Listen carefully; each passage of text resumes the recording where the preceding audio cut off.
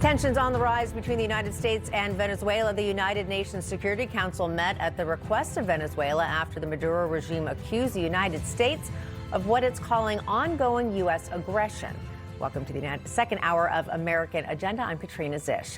Now, this request comes as the U.S. increases its military presence off Venezuela's coast, part of a broader effort to counter illicit oil trafficking and pressure a regime long accused of corruption, repression, and ties to America's adversaries. According to multiple reports, Venezuelan dictator Nicolas Maduro is using the prospect of U.S. military action to justify an intensified crackdown on political opposition and dissent at home, arresting critics, tightening media controls, and attempting to rally international sympathy by portraying himself as a victim. Russia has now entered the fray, comparing U.S. enforcement actions to piracy, even if Moscow continues its own aggression in Ukraine. Meanwhile, U.S. authorities are tracking oil tankers linked to both Iran and Venezuela, highlighting how sanctioned regimes are working together to evade international pressure. All of this is rattling global markets. Investors are growing increasingly nervous about oil supply disruptions, not only from Venezuela, but also amid recent U.S. strikes in Nigeria and rising instability in other key energy-producing regions.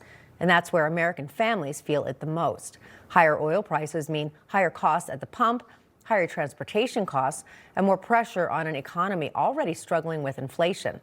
Supporters of tougher enforcement say this moment underscores the difference between strong, decisive U.S. leadership and years of mixed signals that emboldened hostile regimes.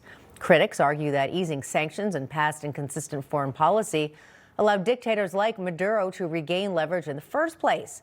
So, what does this UN Security Council meeting really mean, and why is Venezuela sounding the alarm now?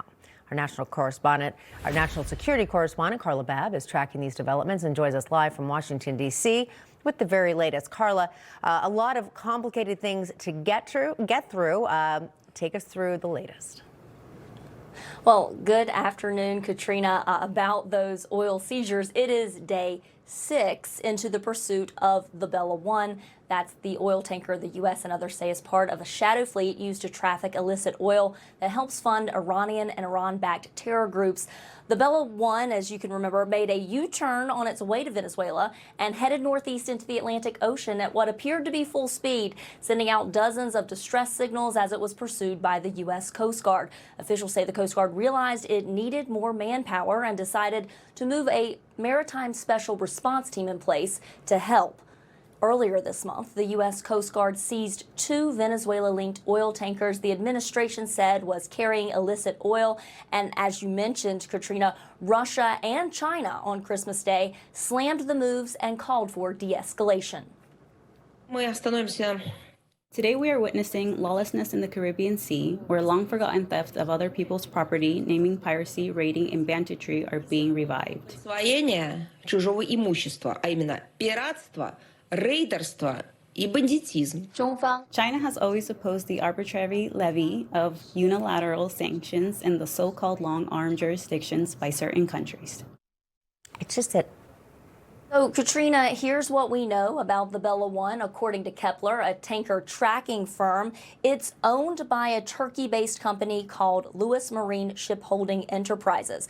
It loaded crude oil in Iran in early September and then turned off its transponder near the Strait of Hormuz for about 2 months. When it came back online, roughly in the same spot, it no longer had any oil. And Kepler says that suggests it likely illegally transferred the oil to other vessels. U.S. officials add the empty ship was sailing under a false flag, saying it was registered in Guyana when it wasn't, as it headed toward Curacao off the coast of Venezuela.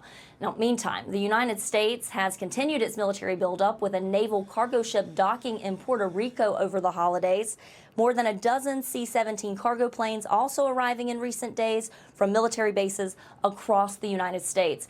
And Katrina, officials tell Newsmax the buildup provides options for the president amid this increased tension with Venezuela. All right, Carla Babb, thank you so much.